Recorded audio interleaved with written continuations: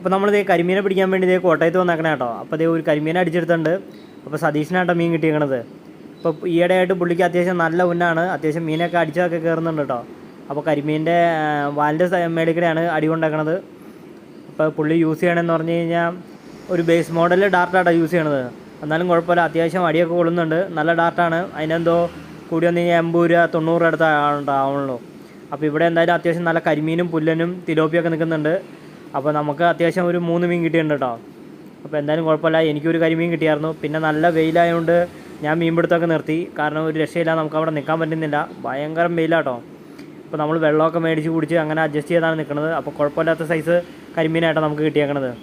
കണ്ടോ, അത്യാവശ്യം കുഴപ്പമില്ല, നല്ല കരിമീനാണ്. ഇങ്ങനത്തെ ഒരു 3-5 കിട്ടിക്കഴിഞ്ഞാൽ സൂപ്പറാണ്. അപ്പോൾ എന്തായാലും സ്ലിംഗ് ഷോട്ട് ഫിഷിങ് അത്യാവശ്യം കുഴപ്പമില്ലാണ്ട് പോകാം കേട്ടോ. അപ്പോൾ വീഡിയോ ഒക്കെ ഇഷ്ടപ്പെടുന്നുണ്ടെങ്കിൽ എല്ലാവരും സപ്പോർട്ട് ചെയ്യുക.